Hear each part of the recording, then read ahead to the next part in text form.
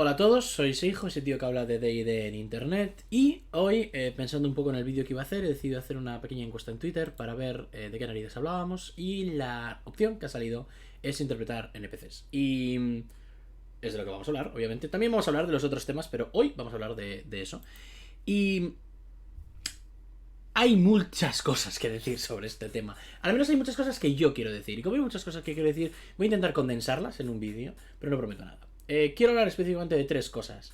De la diferencia entre interpretar y actuar y caracterizar un NPC, ¿vale? Y luego la tercera cosa es más un tema de la propia interpretación como tal, pero es más general.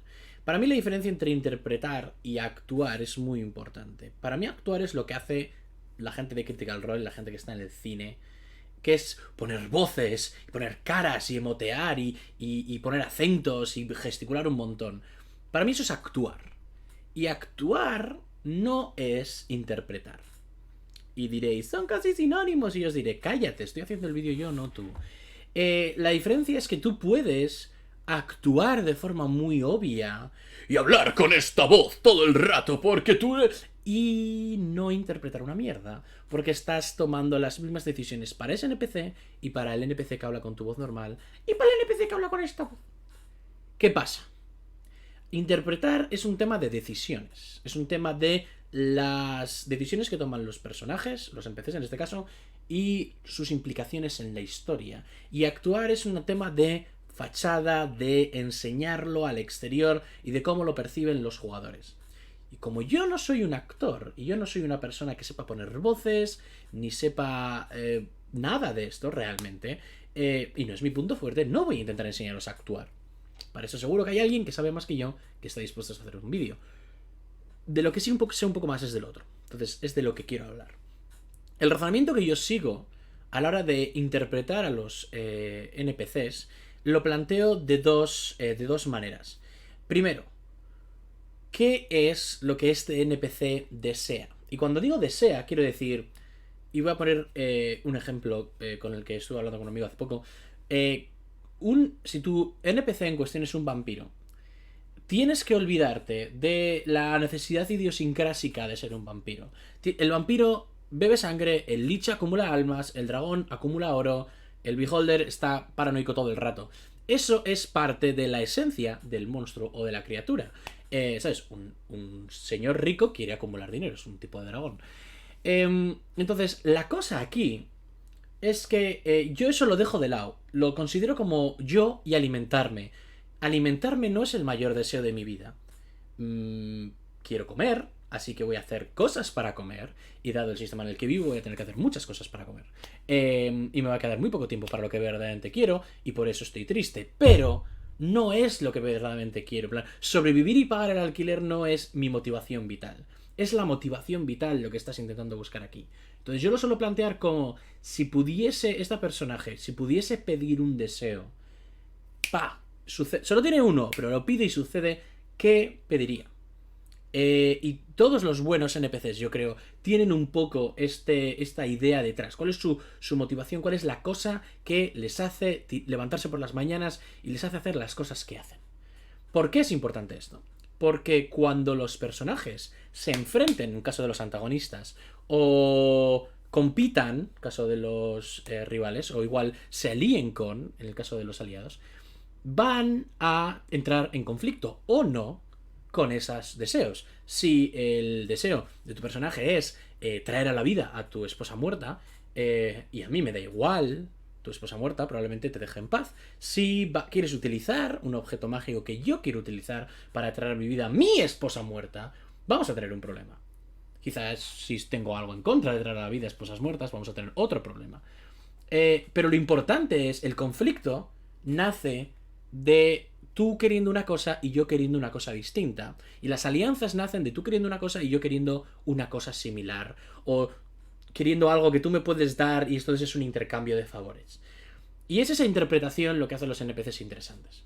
Porque si tú tienes un NPC, volvamos al ejemplo del vampiro, cuya única motivación es ir por la noche siendo un vampiro y bebiendo sangre, Lo que tienes es el print de cartón piedra que ponen en el cine para anunciar la película de ese vampiro. Ese vampiro necesita algo más. Porque una vez se ha alimentado, le quedan 9 horas de noche en las que tiene que hacer algo con su vida. Y es perfectamente válido hacer un puñado de NPCs que no quieran absolutamente nada. O que ya han conseguido lo que quieren. Quizás el NPC quiere vivir una vida tranquila con su familia y ya vive una vida tranquila con su familia. Entonces, su actual deseo es conservar esa vida tranquila con su familia y reaccionar solo a cosas que amenacen dicha vida tranquila con su maldita familia. Esa es un poco la mentalidad con la que yo entro al diseño de NPCs, que es ¿qué quiero hacer con ellos y cuál es su deseo y cómo ese deseo interacciona con el mundo, con lo que quieren los personajes?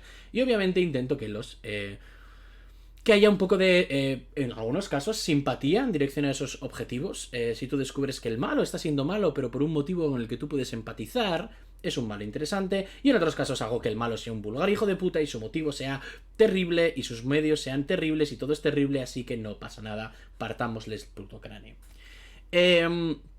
Otra cosa, este es el primer paso. El segundo paso que yo sigo a la hora de caracterizar NPCs en mi cabeza, a la hora de describirlos y luego de interpretarlos, es decidir qué clase de argumentos funcionan mejor con ellos. ¿Por qué? Tal y como yo lo veo, y creo que supongo que hay alguna, versión seria de esto, pero tal y como yo lo veo, hay 3 formas de convencer a alguien, ¿no? Hay 3 tipos de argumento. El argumento lógico, el argumento emocional y el argumento ético. Si yo estoy a punto de matar a alguien, tú me puedes decir, no le mates, te vas a meter en un lío si lo haces, que sería lógica. No lo mates, está mal, que es ética. Y no lo mates, es mi amigo y tú me aprecias, que es emoción.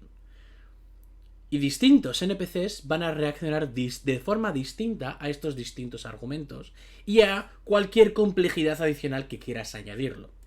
¿Qué quiere decir esto? Un NPC lógico y frío y calculador, y no tienen por qué ser extremos, no tienes por qué ser bip boop, robot de la lógica y luego un personaje extremadamente emocional, pero va a brillar, ¿vale? En esos momentos en los que no tienes muy claro qué hacer. Y también esos momentos en los que los personajes intenten convencer a alguien. ¿Por qué?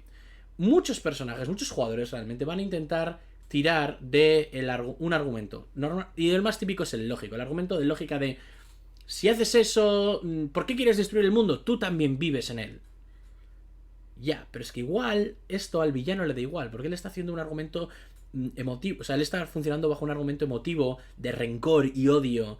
Y no es la clase de argumentación que tienes que seguir con él.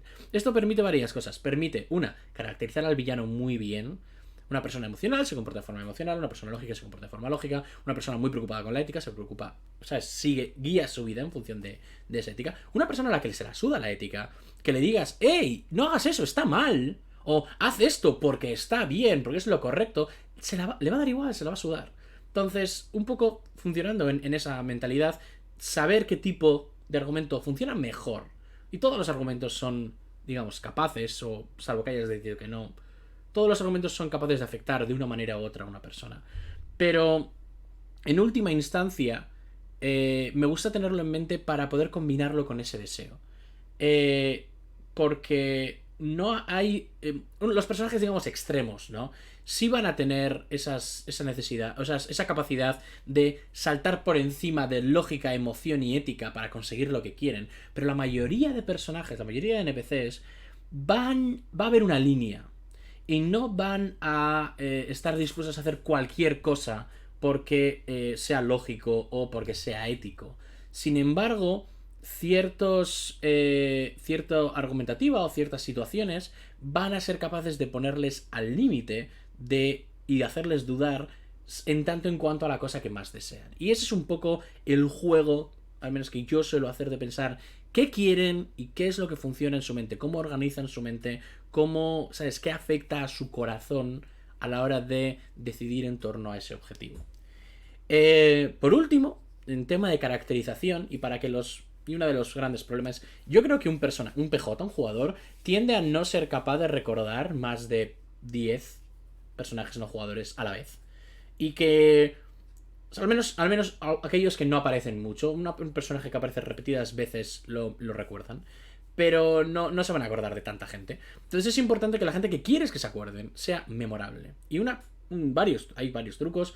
Lo primero es darles una característica física muy distintiva. Si la mayoría de la gente en tu ambientación o en tu partida tiene una estética muy concreta, de lo es una estética muy distinta.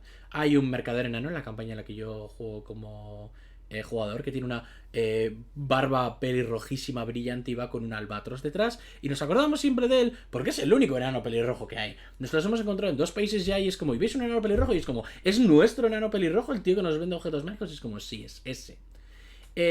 Otra opción, en la llama de Argos lo hice, por ejemplo, es Saria, la antagonista, la elfa maga, tiene el pelo recogido en un moño súper tirante, con el pelo súper pegado a la cabellera. Es algo muy distintivo.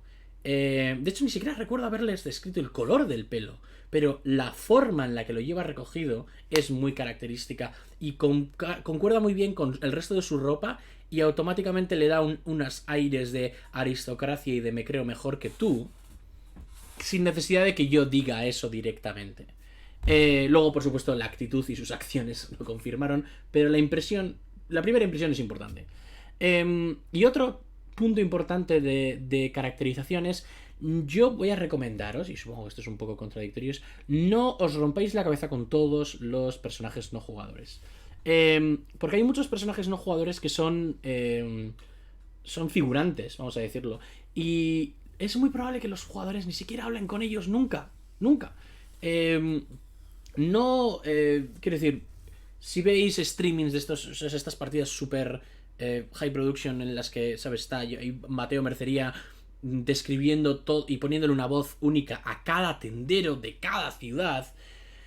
Él lo hace porque ganan dinero haciendo eso y porque es su rollo, pero no te veas obligado o obligada a hacer eso porque no es absolutamente necesario. En la llama de Argos, por seguir poniendo el mismo ejemplo, la party, bueno, concretamente uno de los personajes, encantó, le tiró un charm person a uno de los mercenarios que hasta el momento en el que le tiraron charm person no tenía una personalidad. Ninguna, era un tío con 3 turnos de esperanza de vida. No era un NPC. Era una pieza en un tablero, metafórica y literalmente. Pero en el momento en el que el charm entra y yo decido, ok, este tío probablemente viva, salvo que lo ejecuten después, pero no tienen pinta de ir a hacer eso, este tío va a tener, y cuando termine la partida, le escribí un poquito, 4 detalles, 2 líneas sobre quién es, qué hace ahí, qué quiere, como si fuese un NPC más. Pero no tienes que ir a la partida con cada posible NPC detallado. Y cuando más diriges, más capaz eres de improvisar estas cosas sobre la marcha. Pero eso es permiso, porque he visto algunos directores de juego más novatos con la necesidad autoimpuesta de forzar esa preparación absoluta de todas las cosas y un nombre para cada señora que juega al tute y para cada bardo y para cada tendero y para cada guardia, y eso es un poco demasiado, porque la mayoría de esos personajes figurantes o los jugadores no van a hablar con ellos o les van a ver, vas a decirles el nombre y un poco de pinta tiene y van a decir ok, el guardia, y van a seguir porque no son importantes para la historia. Entonces igual dedica ese esfuerzo a los personajes a los NPCs que son importantes para la historia. Eso es un poco, creo, todo lo que tenía que decir. Seguramente me haya dejado cosas, pero eso quiere decir que podré hablar de ello en otro vídeo en el futuro. Echarle un vistazo a la llama de Argos si no se la habéis echado ya. Es una campaña que hemos empezado, que ha empezado muy bien, tiene muy buena pinta, y no es porque la dirija yo, que también. Abajo pondré enlaces para recordaros que podéis descargaros el compendio de gentes y oficios para descargarlo y esas cosas, apretar a todos los botones, enseñarle este vídeo a vuestros masters, a vuestras madres, a vuestras abuelas, a un señor por la calle y eso es todo, eso, apretar a los botones y nos veremos la semana que viene cuando haga otro vídeo. Adiós.